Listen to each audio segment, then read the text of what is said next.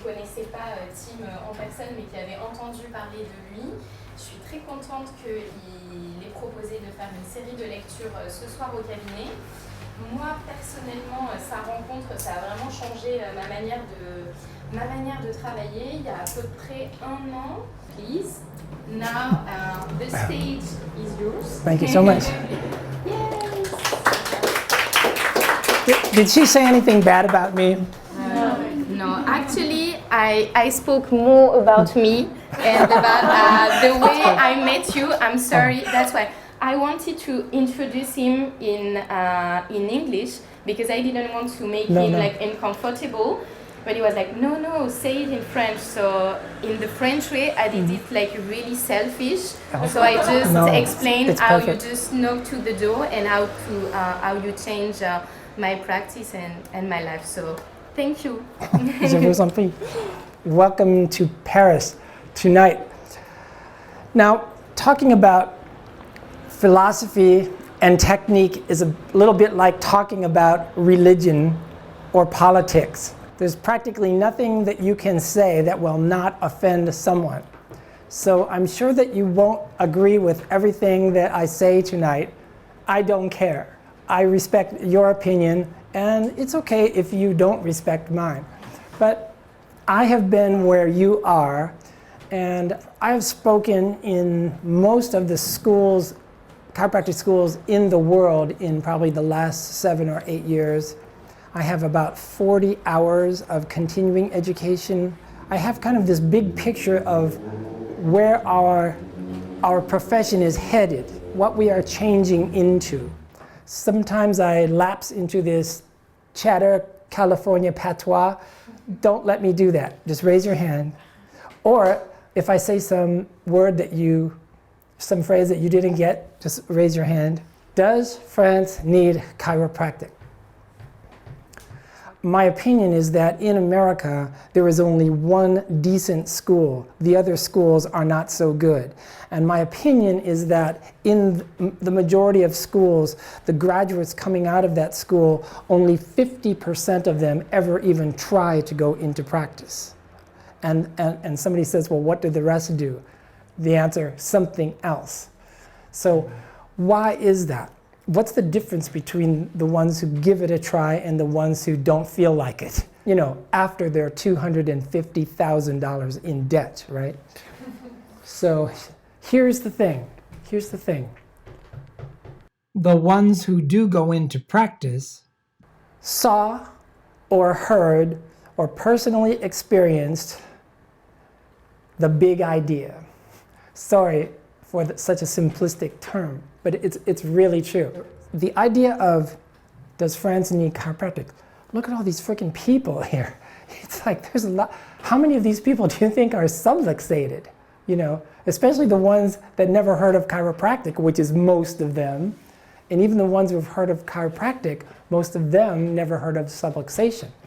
So once you realize that it's not really about you surviving, or it's not really about you making a lot of money and getting prestige in a big practice and all this.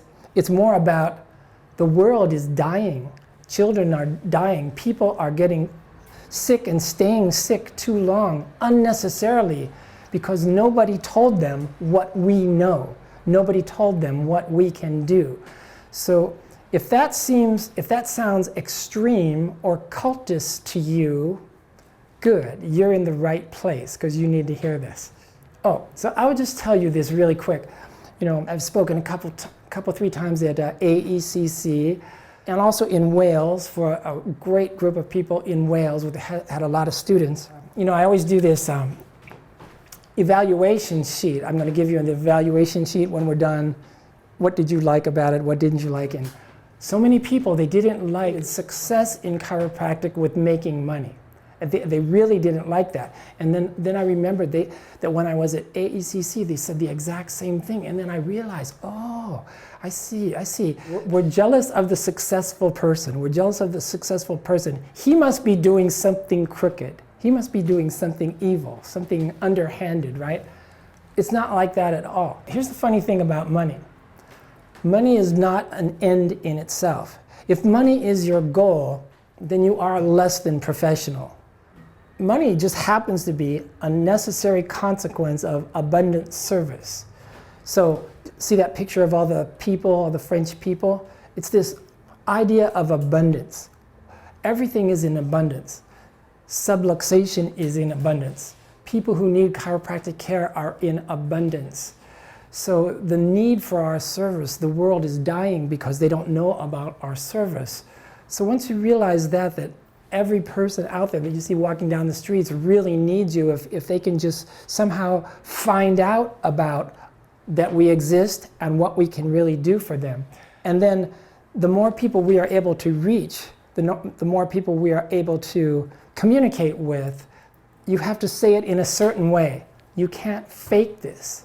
Young people, people who just graduate in the first year, by some magic circumstances, they got this idea, and when they look you in the eye and they say, I can fix that, is the power of intention. The power of intention. You can't fake this thing. A lot of people try to fake it, and there's this universal law of fair exchange. So the universal law of fair exchange is, if I dedicate myself to service, to ridding the world of subluxation, to improving the connection between, the power that made every living thing, the life force, and the part of the life force that lives in your body, restoring that whole connection. That's the big idea. If I can think about that and focus on that, well then people are going to be subconsciously, instinctively attracted to you, and your biggest problem will be, how am I going to fit in all these patients? And then money becomes a necessary consequence. Everything flows into you. Patients flow into you. The money is just a sign of your dedication to service. That is the universal law of fair exchange. The people who don't know that, or who are jealous of that, they will sometimes criticize or point the finger at the successful doctor. I don't like that.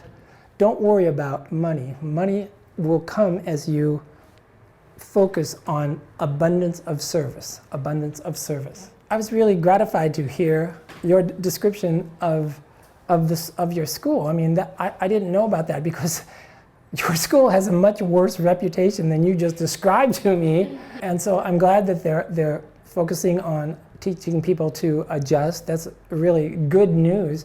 Many schools are very aggressive at teaching their students not to adjust people, especially the neck, because adjustments kill people. You're going to give your patient a stroke and an aneurysm, or both. You'll get sued. They're going to take your house.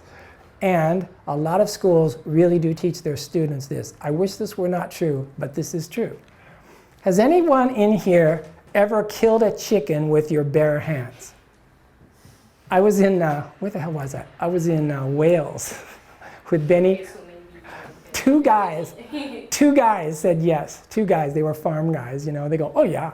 I go, really, you did? Tell me, how did you do it? They go, well, you grab the chicken and you grab his neck and then you twist it and you bend it at the same time. You have to twist it and bend it at the same time. And these guys were, big, It's like, oh, thank you very much for telling me that. It's not that easy, is it? No, it's not easy, So, now remember that I told you that the next time you are hesitant about trying to correct a cervical subluxation, because you couldn't kill them if you wanted to. We watched too many Jet Li movies.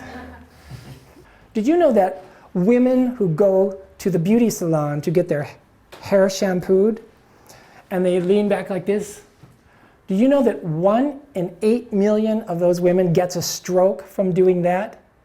And yet, chiropractic adjustments is far, far less than that. So don't worry, you're not going to kill them.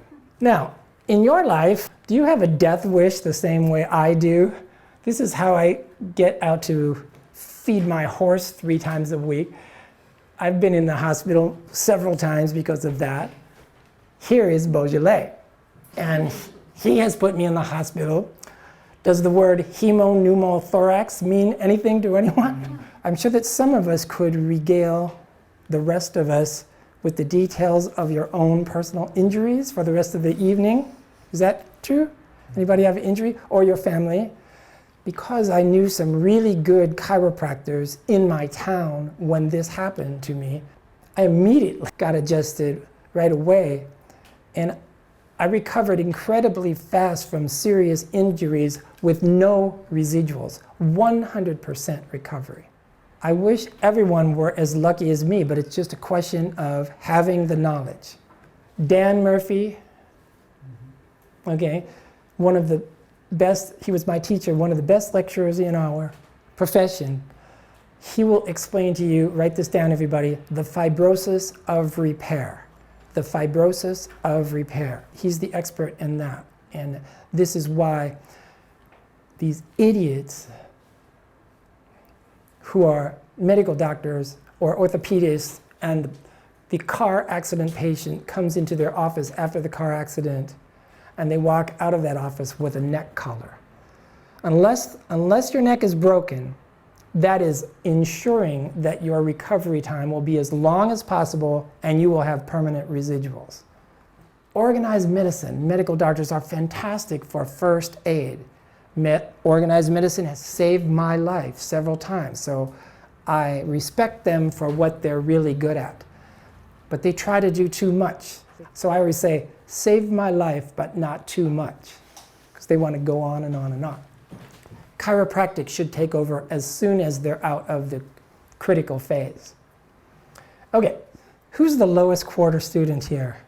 When you were in first or second year, did you ever wonder, my God, I got to memorize all this stuff? Am I really going to use this? How much of this am I really going to use? Well, so our teachers used to say, well, you know, this is for passing the board exams. Don't worry, you only ever use 50% of what you're learning in school. But then I got out of school and I realized it's really, does that sound right? 2% of what you learn in school you will use. And it's the philosophy and the technique. That's the part that's going to help you. It's a funny thing. Even though technique is ridiculed by the majority of schools, it is actually forbidden in a lot of schools. Every single chiropractor I know, anywhere in the world, who is really successful, you know, he has as many patients as they want. Of course, philosophy is the most important thing. Of course it is. Yeah. So there seems to be this global agenda to expunge philosophy, to cancel out the word subluxation from our memories. So radiology is part of your curriculum, right? The tools that we need to make a decision for each patient about what we are going to do to this patient. X-ray is an invaluable tool, a very important tool. You know the whole story about, okay, who's the guy, the German who discovered X-ray? His name was? Wilhelm? Yeah. And that was the same year that was the same year that what else happened? That was what year? Yeah, very good. Wow, she's smart. That's right, that was the same year that Harvey Lillard got adjusted, 1895, the same. Now here's another thing that people don't know. Our professional DNA, us and radiology, is intertwined. Did you know that BJ's clinic in Palmer, Davenport took more x-rays than most other clinics in the United States for years? And did you know that BJ Palmer actually invented some classical standard x-ray views that are still used today? One of them is the A to P open mouth. BJ invented that. So in other words, we developed right along with the science of radiology. So you are progressive. Many places are not allowed to refer. They go, oh, he's a stupid chiropractor. Why would he be, what does he know about x-ray? You know, many countries and many places are like that. If you have a colleague, a friend who has a radiology clinic, I urge you to avail yourself of that tool, not to find cancer or fractures. No. Curves, degeneration, thin disc, IVF encroachment, all that stuff. It's valuable. It's a tool. Why do some schools make a concerted effort to expunge philosophy from the curriculum. I don't understand that. So that's their mission statement. They spend, just in America, over $12 billion per year on advertising, making sure every time you turn on the TV, there's a new drug.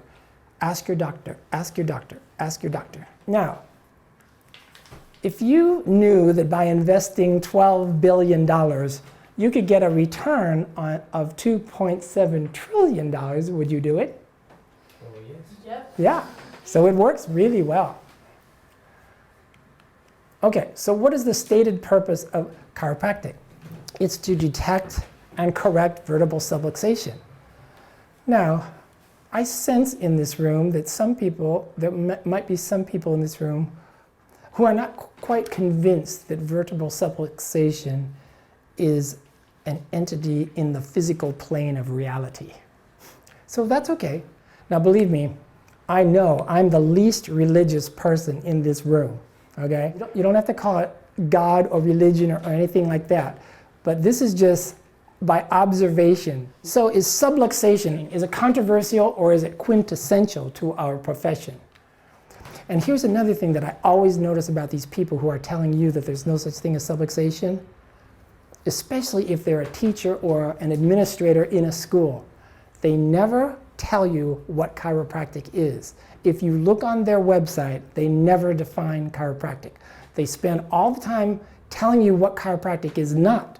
Chiropractic is not philosophy. Chiropractic is not vertebral subluxation, but they don't tell you what it is. Now this is interesting. Did you know that, what year is this? Did you know that 2 years ago, 7 schools formally decided to distance themselves from subluxation? Do you guys know any of those schools? Okay. Now only 14 years previous to that, who knows Ross McDonald? Ross McDonald is in Edinburgh, who does the Edinburgh lectures. You should go to that when you get a chance. You know, Ross McDonald is a scholar, and he and 3 other top scholars in our profession, they put together this, in 2001, this paradigm, which every single college in the world signed this thing and agreed to it only 14 years ago, right? Chiropractic is concerned with the preservation and restoration of health and focuses particular attention on the subluxation. A subluxation is a complex of functional da-da-da-da. So they define it, right? Okay, so it's biomechanical and neurological. That's all you have to really remember, right? But every school in the world signed this thing and agreed to it only 14 years before 7 schools changed their mind. Sometimes you hear people actually open their mouth and say these words, whether it's in English or French. There is no scientific evidence that subluxation exists. Translation, I haven't read anything since I graduated. Now, in my full-day seminar, we go through this for like 4 hours. The scientific evidence, fundamental orthopedic and neurological textbooks used in schools, their schools, use the term subluxation exactly as B.J. Palmer used it. Same context. Did you know that 88% of chiropractors favor subluxation, the concept of subluxation, because they can use it to explain chiropractic to their patients? Every doctor I know has really successful practice. I mean, this is like, of course, it's like self-evident. Draw the brain-body diagram. Of course, here's the brain, here's the rest of the body, this is the nervous system. I mean, we have this thing, it's called the elevator lecture. The elevator lecture. Okay, you get on an elevator on the first floor of a building that has 10 floors. You walk in the elevator at the same time as some other total stranger. So it's you and him in the elevator, right? Press the button, the door closes. Now, you explain to him the brain-body diagram by the time you get to the 10th floor, okay? This is your brain. This is the spinal cord. These are the spinal nerves which go to every organ and tissue of the body. These are the vertebrae of the spine which protect the nerves. So if the bones of the spine become displaced, this can interfere with communication between the brain and the body. Chiropractic finds out which vertebrae are out of place and corrects them. Only then do you understand the brain-body diagram, if you can do that. The science of chiropractic is not the science of medicine. So in school, all we have time for is the science of medicine, because chiropractic curriculum by law is based on medical textbooks, medical academia, right? But that's not the science of chiropractic. Unfortunately, we don't have time to learn about the science of chiropractic till after we graduate. The science of chiropractic is not the science of medicine. Rather, it's the science of subluxation, talking about the individual experts in their field who talk about subluxation and what it really means. Ruth Jackson, Renee Caillé, Sidney Sunderland, upper cervical guy, Carl DeStefano, PhD, DVM, Neil Sieveled. These vets are incredible. Erwin Kaur, PhD, Heidi Havert, PhD. So in my course, in Murphy's course, these are the beginning sources, medical sources who, of course there's subluxation. This is what subluxation is. Here, I'll give you one example. This is Ruth Jackson. Did you guys have to read her book, The Cervical Syndrome, in school, or did they ever refer to it? Irritation of the cervical nerve roots occurs as some mechanical derangement in or about the intervertebral foramina. The most common cause of irritation, that should say is the abnormal motion of subluxation of the joints of the cervical spine. That's your note number 61. Okay, that's just one example. I mean, there's so many dozens of these we go into. How do you say that in French? That guy's name? Caillé. Caillé. Okay, René. I forget the name of his book, but no, he wrote several books. He's real authority on biomechanics, orthopedics. Loss of curve caused by bad posture and trauma with forward head. Okay, so my head's like this. We know people. Loss of curve, anterior weight bearing. Can add up to 30 pounds of abnormal leverage, pulling the entire spine out of alignment, and may result in loss of 30% of vital lung capacity. That's the source for that. Medicine has no problem with subluxation exactly as DD and BJ defined it. So the irony is, yeah, thank you. The irony is that the only people who have a problem with this in the tradition of vertebral subluxation are who? Our so-called leaders. Now they say, subluxation, there's no such thing as that. Pinched nerves, are you kidding me? Are you talking about the garden hose theory? We step on the garden hose and the water stops? That's ridiculous. Oh, really? Well then, doctor, if there's no such thing as pinched nerve, would you like to explain to me what is carpal tunnel syndrome, where the median nerve goes through the carpal bones through that one specific tunnel, and you have a loss of power, loss of sensation, and then either when we do the surgery or we adjust, the capitate bone, suddenly it's cured. Wasn't that a bone out of place pinching a nerve? What about cervical brachial syndrome, right? When some patient tells you that they have numbness or weakness in both hands, and they go to some orthopedist and he tells them that's carpal tunnel syndrome, that's impossible. How could you have carpal tunnel syndrome in both hands at the same time? I don't even have to look at the x-ray. That is cervical brachial syndrome. Subluxations in the transitional area, C6 to T2, something's out of place. What are they talking about? How about traumatic sciatic neuritis? The guy never had sciatica before. He's in a football accident or a soccer accident or falls off his motorcycle. Now he's got chronic sciatica. And then you look at the x-rays and you see. It's just so self-evident, so obvious. Bones were out of place, causing an irritation or direct pressure on nerve. The IVFs, the intervertebral foramina, are real physical entities. Here's what Didi said back in the days of no science, right, 100 years ago. Displacement of any part of the skeletal frame may press against nerves, which are the channels of communication, intensifying or decreasing their carrying capacity. Now the most amazing thing is, when there was no science of orthopedics or biomechanics back in 1895, with their own clinical science, knew that they knew, and they were correct. They were absolutely correct. These guys were uneducated. They didn't go to college, you know. They were high school graduates. They were self-educated. But their conviction and their intuition was 100% right. And as time goes by, these original ideas are being corroborated more and more and more by the best neuroscience that we have today. I was on this boat in June. Okay, so it was one of the ones where sometimes, this is down in the Bahamas, right? So my friends were still on the boat, and I was on the island, and so I had to wait for them. So I saw one of these things. What's the word for this? We say hammock? Okay, good.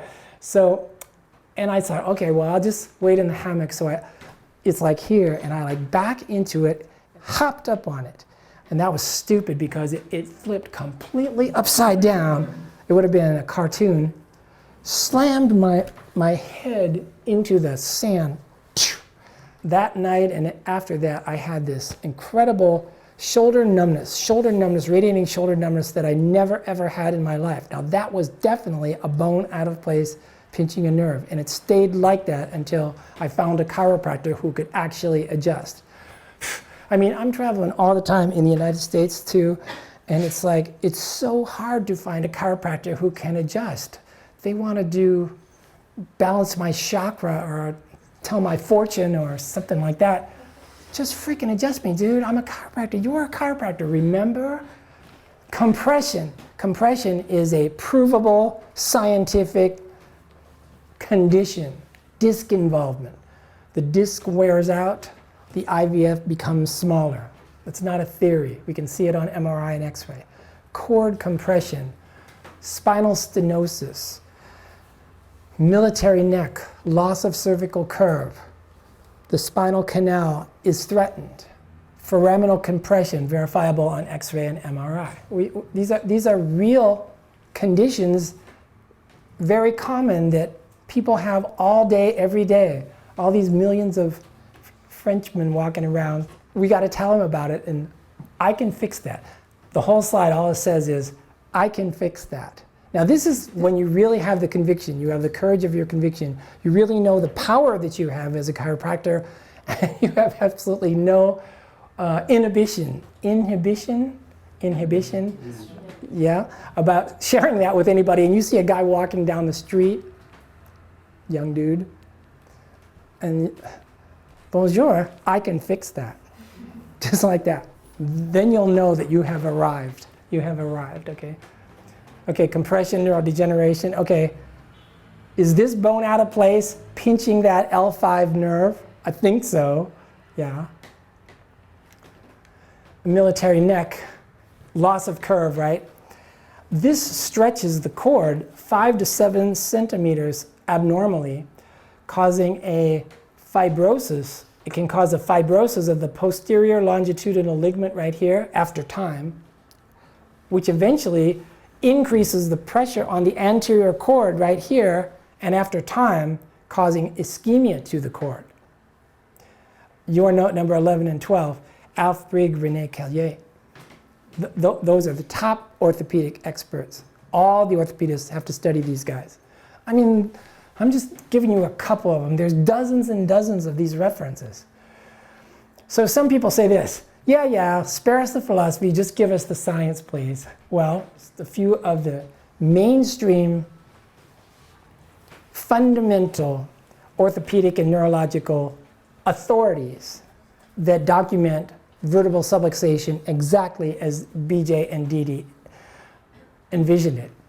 I want to list the effects of the subluxation and also list the effects of the adjustment. The adjustment is the correction of the subluxation, right? Biomechanical, neurological, hormonal, epigenetic. In other words, you studied DNA and our genes, and now we have decoded the human genome a few years ago, right? Well, and we know that the effects of the environment, air, food, water, drugs, stress, and trauma. all this has a direct effect on our DNA. We now know that. Bruce Lipton, all that stuff. Epigenetic effect. Subluxation is one of these environmental influences that does have a negative effect on our DNA. Proprioception in French. Wow.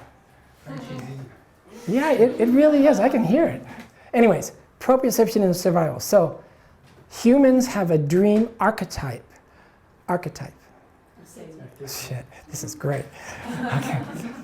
How many of you have ever awakened with a jump because you dreamed you were falling? Okay, see, dream archetype. So the whole human race is like that. And why is that? Okay, why is that? Because it's from our arboreal ancestors, right? What caused them to evolve, they've been around for 1 million years. We've only been around for 200,000 years, right? So what caused these guys to evolve was they got better and better at grabbing branches, correcting fast corrections, really fast corrections. Opposable thumbs, that was a big one. That was a big quantum. Opposable thumbs, opposable. Chimpanzee, human. Chimpanzee, human. Our DNA is what percentage the same? Our DNA is what percentage the same? She's a human, I'm a chimpanzee. What? 98? That's right. This girl is really smart. 98.5 identical DNA. So there's no question that there are ancestors, right? Okay, so what am I talking about here? Proprioception means position sense. The better their position sense got, the more likely they were to have viable progeny, to be able to reproduce, because they survived, right? Their proprioception got better and better. We inherited all that evolution. We inherited it. So proprioception is extremely important for us, the mechanoreceptors as well. So guess where the greatest concentration of proprioceptors in the human body is located where? Nope. Good guess though. The greatest concentration of proprioceptors in the human body is located in the paraspinal area. Okay? Chiropractic adjustment has scientifically been proven to do a lot of other things like relieve stress, normalize an endocrine system that's out of balance. You know how when a new patient comes in, they have to fill out the form and you have a list of symptoms and check which symptom you have and how often? You all have that? Okay, I want everybody to write this down. I want you to add this symptom to your symptom list. Impending doom. Impending doom.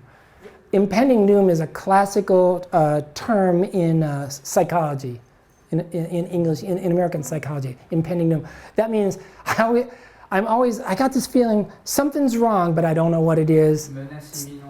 Something, the sword of Damocles, something's going to fall on my head and kill me. Impending doom. Okay, so anyways, I want you to add that symptom to your symptom list. And if they check that off, this is a proprioception problem. So whether or not you find out which bone in the thoracic spine is out of place pinching a nerve, it doesn't matter. If you reactivate and reset their proprioceptors in the spine, because that's where the proprioceptions are concentrated in the human body. That's why people say, wow. They say, I feel like the weight of the world has been lifted off me, doctor, every time I come here. Every chiropractor has patients that say that all the time, right? We know that saying. Thank you, doctor. Every time I leave here, I feel like the weight of the world has been lifted off my shoulders. Thank you.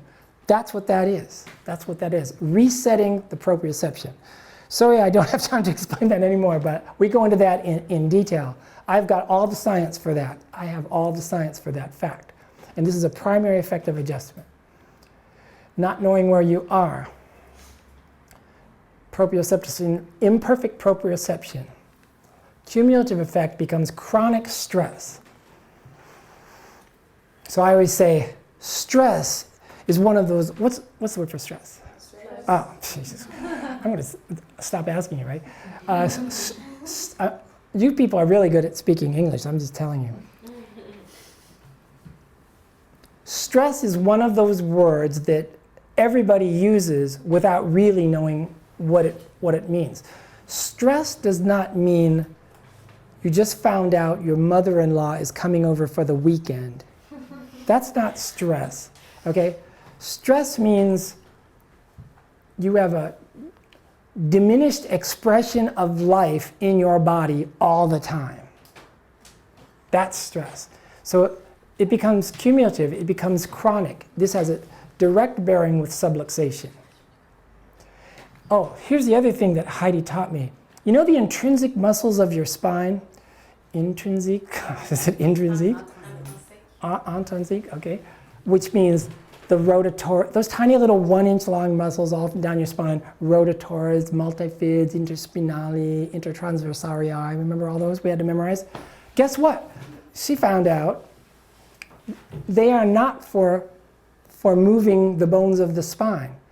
No, that's the larger, grosser muscles of the body move the spine. All the concentration of the proprioceptors, that's where they're located. And of course they're going to be affected, reset, when you make the adjustment. This is science. This is not voodoo. I'm not making this up. Yeah. So this is as far as I'm going to go with this, but this is Heidi. This is John Minardi. Do you know that name? He's from Canada. Next time he comes here, make sure you go to see John Minardi. We lectured in Oklahoma. He's the expert on the effect of the adjustment and the endocrine system, resetting, rebalancing the endocrine system. It's not a theory. It is solid, fundamental, mainstream medical science.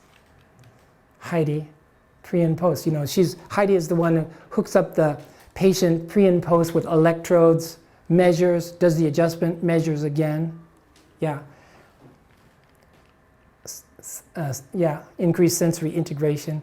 Minardi is with the endocrine system, rebalancing the endocrine system. And you probably know Dan Murphy, the whole mechanoreceptor path. These are the people at the forefront of presenting the real science behind chiropractic. You know, we were talking about the science of subluxation. We don't have time for it in school. We only have time for medical science in school because that's what the tests are. The testing is on medical science, your state boards and national boards. It's medical science. So after school, these are the people that you have to go to and learn their material in order to appreciate the science of chiropractic. And then you learn that we're not just the guys who get rid of bones out of place pinching nerves. Yes, we are that. We do that. That is fundamental traditional chiropractic. But in addition, now we also know that we do all this other improvements. And you know what the most amazing thing is? When you look at Murphy's work, when you look at Minardi's work, their sources are 30 years old. This information has been in the libraries, in the orthopedic and neurological libraries for 30 years. Nobody connected the dots. Now the dots are being connected. There's no doubt about it. It's a very exciting time for chiropractic. This is the criterion for a good school versus a bad school. This is the missing lesson. This is the reason. Remember how I said only 50% of graduates ever actually give it a try and go into practice? Remember how I said that? This is why. This is the lesson they missed. Because they graduated from school. In America, we spend 250 grand, right? And four years of our life. That's the average debt of a kid in America now, 250 grand, right? Because they graduated from school without knowing the answer to this question that Anais knew while she was still in school. What unique service does the DC offer, available nowhere else, that the clear and simple explanation of could motivate someone to actually walk through the door of your office? The kids at AECC, I asked them this question and they told me core balancing. That's what they're trained to do. The people at AECC think that you are corrupt and manipulative as a chiropractor if you don't spend 40 minutes with a patient. This is Caprice. And so now Caprice, she showed up in my garage one day, God bless you, starving and abandoned. I would notice that sometimes when she would run around the living room or run around the backyard really fast, then she would drink water and then she would have an asthma attack. She couldn't catch her breath. So that went on every now and then for a while, for about a year. And then finally I think to myself, hey, I wonder if an adjustment would do something, some chiropractor, right? So I captured her and I did an adjustment, a very desultory adjustment, one adjustment, and she never had asthma attack again. Ryan Reeder has one of the biggest practices. He's a friend of Benny's. He's up at Windsor, yeah. What is the transformational experience? The transformational experience is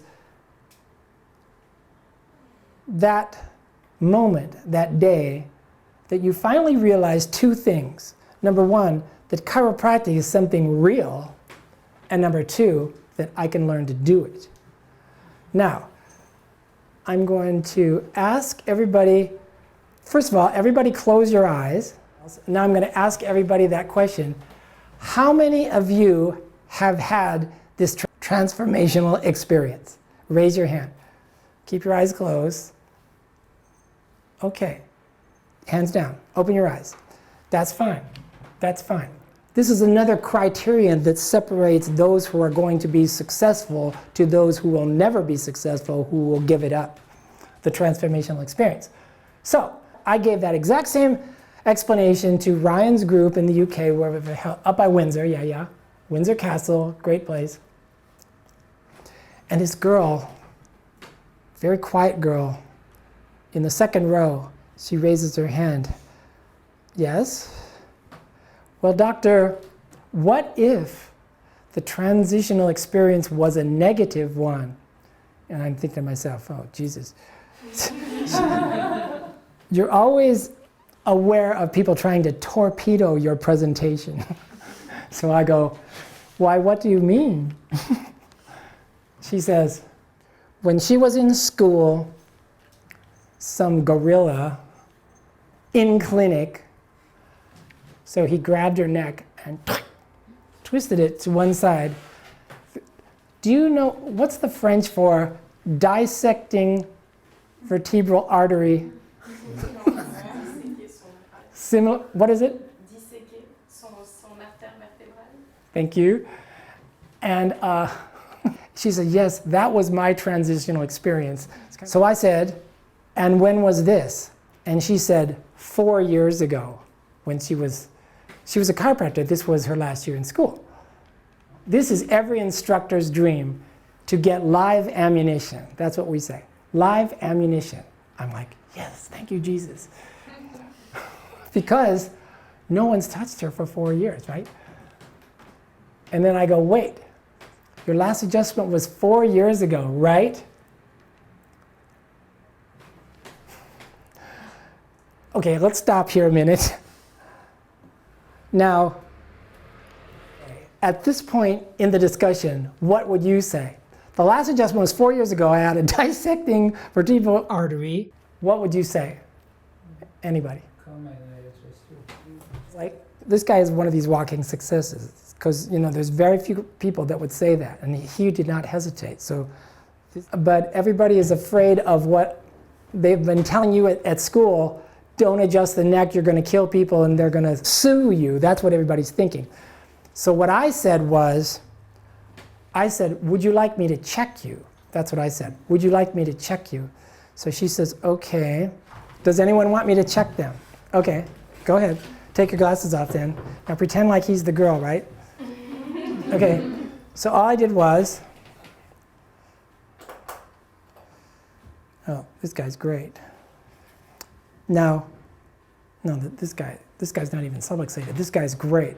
But when I did the same thing to the girl, what's the word for telephone pole? It was like palpating a telephone pole. It was like no movement. It was like wooden, no movement. So I said, well, it's a train wreck. Train wreck, yeah. And then, so then the next thing I said was, I give you an adjustment. do you want me to? Do you want me to adjust you? Her response was, yes. She wasn't real confident. So then I remembered, okay, you can have a seat because I won't do it now.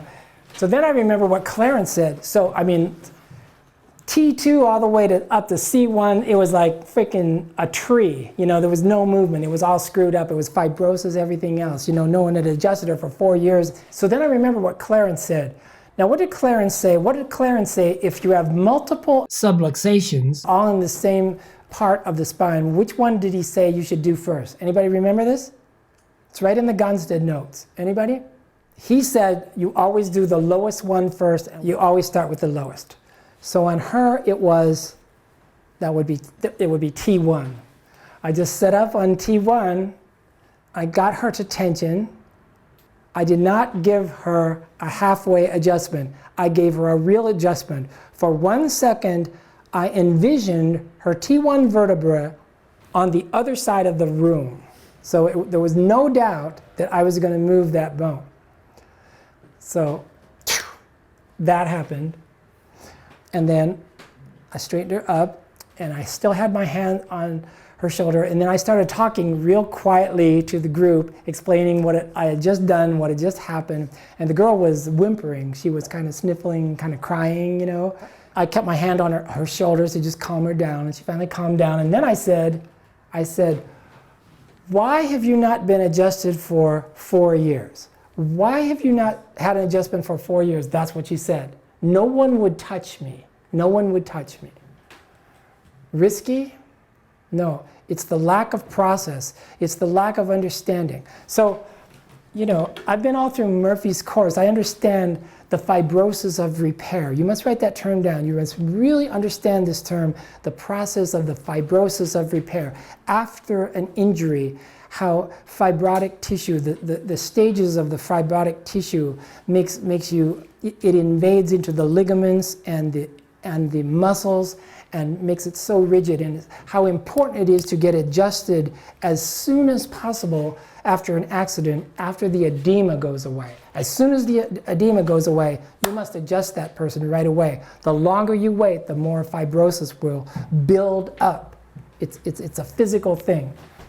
So that was my story of the transitional process girl. Does anybody have any questions about that story? And she was very grateful. She came back the next day for her second adjustment. So it was a breakthrough. So when I first started doing my full day techniques seminar, the first thing I did was I sat down one day and I just wrote down all the techniques that I could think of. I just wrote down a list of all the chiropractic techniques I could think of. The osseous techniques like Gunstead, upper cervical, diversified, Thompson, HIO. Spinal traction technique like, you know the Cox table, right? Mm-hmm. SOT with the blocks, that's spinal traction. I have the original McManus table from 1920. I got it from some guy in Alabama, which was the forerunner of the Cox table. It's a great flexion distraction. Okay, dural release. Dural release. There are a couple techniques that are focused on dural release. One of them that I do, it's one of my techniques, it's called Biocranial. There's a guy, he is from Ireland, his name is Robert Boyd D.O. Does anybody ever hear that name before? Probably not. He's real old now. He doesn't teach anymore. But he has this fantastic textbook. It's a little green textbook. It's called Introduction to Biocranial Technique by Robert Boyd D.O. Introduction to Biocranial Technique by Robert Boyd, B-O-Y-D, D-O. So he's an osteopath. Now, who was the founder of osteopathy? What was his name? That's right, AT still. So that it developed about the same time as BJ was developing chiropractic, right? But this book is it's such a great book because he explains upper cervical, he explains the chiropractic approach to upper cervical better than most chiropractors can do it. And then he corroborates that with AT still. So it's he has a fantastic understanding of the anatomy and physiology of not just the upper cervical, but the whole spine. Anyways, that's a great technique. I'll demonstrate that tomorrow. Does anybody ever heard of Virgil crane and crane condyle lift? Yes. Okay. Crane condyle lift, if you ever are in a room where somebody knows how to do crane condyle lift, definitely let them adjust you. It's a special table, and they have to get in a special stance to do it, and that's their focus, to do dural release. Upledger, John Upledger, you ever hear that? Tonal release, you were talking about network, Jay Holder, Scott Walker, TBM, so you know these. Funny thing is, that's really, whose word is that word, tonal? Tonal, Didi? Yeah, that's right. This guy's really on top of it, right? Didi's smart like me. He says, yes, it's bones out of place pinching nerves, but it's also, we're restoring tone to the entire body. So these other techniques, new ideas come. Let's be inclusive. Let's include all these new ideas. Let's not say, I'm the new Messiah, there's no more pinched nerve. Only my ideas are good now. I don't like that. Anyways, these are the tonal techniques, which I don't know any of. Energy balancing techniques like AK. Somebody was telling me, you were telling me about AK. Activator. DNFT to reestablish the lines of energy in the body, right? Posture correction. Some of you do biophysics, right? Some of you do Harrison, right? And there's a guy in Southern California, his name is Mark Simmerant, and he does what I call a guerrilla version of biophysics. Very simplified form, but it really works. My opinion is that you should respect the traditions that have allowed our profession to survive for 1 century. Here's the danger. Here's what I don't like to see. Oh, cervical chair, adjusting the neck of the chair, that's too hard. I can't do that. Or somebody's lying down prone. Oh, I have to press down and adjust the bones in their back. That's too hard. I can't do that. So, oh, you got this clicky gun? I can do that. And then they go and take a couple weekends of activator, and then that's their technique from then on, and then they never learn to adjust.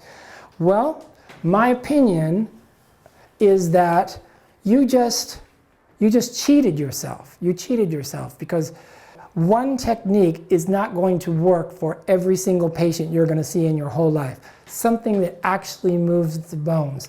That's traditional chiropractic. We're all terrible at the beginning.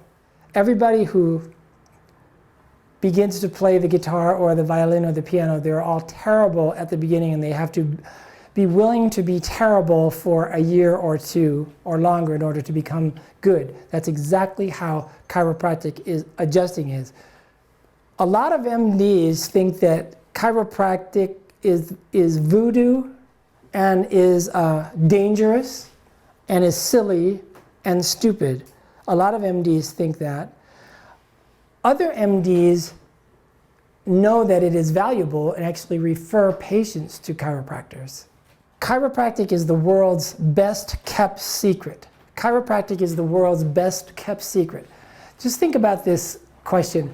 How much chronic pain do you think is out there just in Paris alone, right?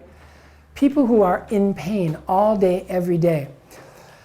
I live in Silicon Valley, right next to Google, Apple, Yahoo. That's my neighborhood, right? And so on my website, under the chapters section, I wrote this chapter. It's called Silicon Valley Syndrome. And people work really hard, the techies work really hard in these companies. They really do work 14, 15 hours a day in front of their computer. They really do. And so they have sit here, I won't kill you. Can you sit here?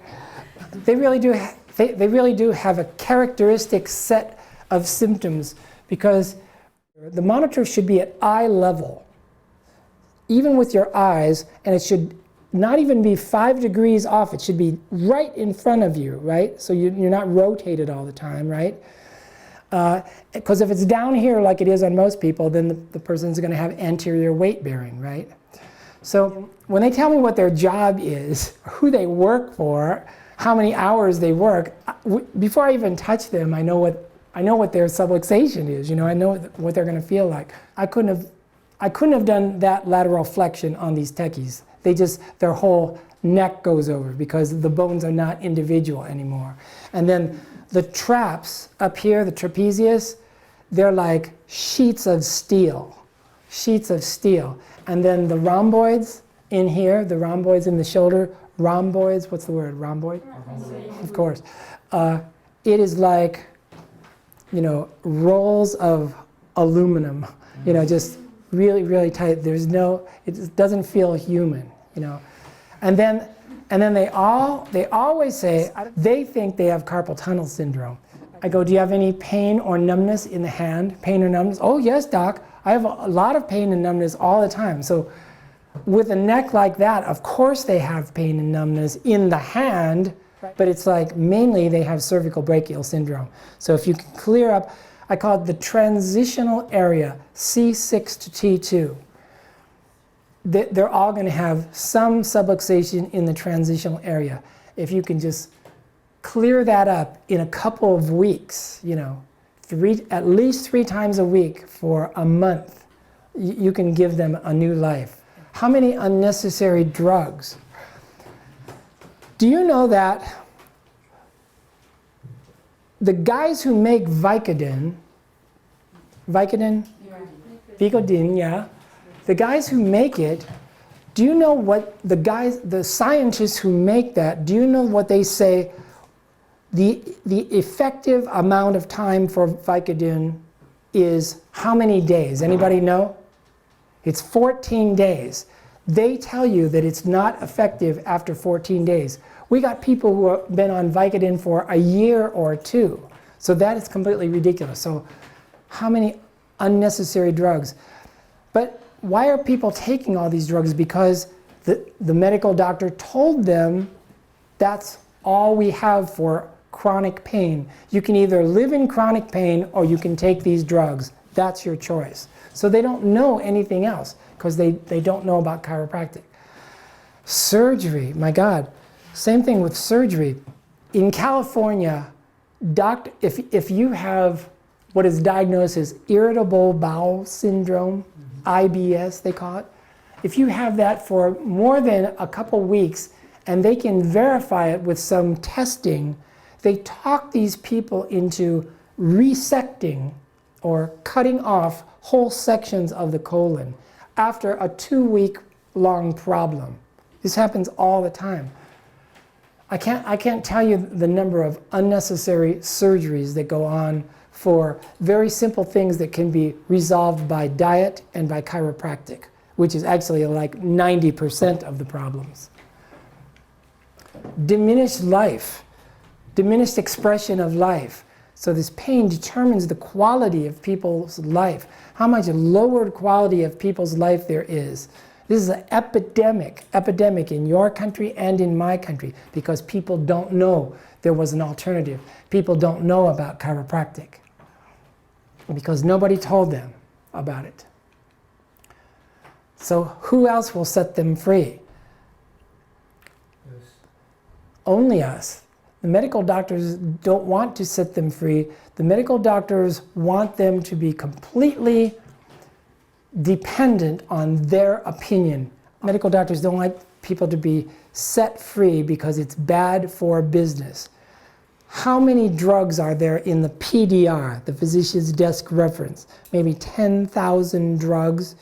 If you're not doing well on one drug, that's no problem. We have this drug, and then this drug, and this drug. You know, we have more. The vitalistic paradigm. What do we believe? Chiropractic believes that first, we do everything possible to support the innate healing powers of the body itself. Take drugs away, all your trashy foods, No more cigarettes, no more coffee, no more stimulants, no more white sugar, no more white flour, no more hydrogenated oils. We're going to have a natural diet. We are going to detox you, and we are going to finally remove all the subluxations from your spine in a course of treatment. And we are going to hydrate you.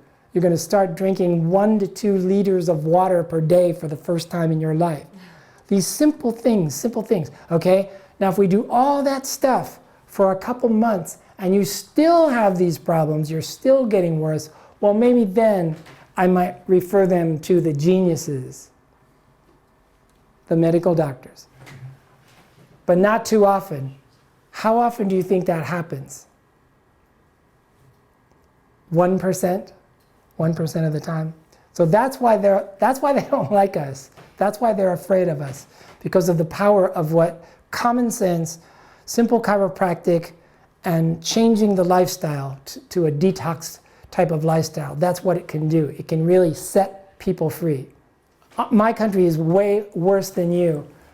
Our children, we have the sickest children of any industrialized nation on earth. We have the sickest children. Our children are fatter, sicker, and dumber than the children of any other nation. As the number of vaccines goes up and up, the number of drugs for people goes up and up. And everything is a mystery. We just don't, the medical doctors, we just don't know why all this is happening. And they try to keep people from realizing the real statistics of how sick people really are in the United States. So, chiropractic, we are in the right place at the right time. We have the answer that most people are looking for. Because if they get adjusted, if they follow our simple advice on a simple lifestyle correction, the majority of them will get better. They will get better quickly and without drugs. That's about all the time that we're going to spend tonight, unless anybody has any other questions or comments or stories to tell us.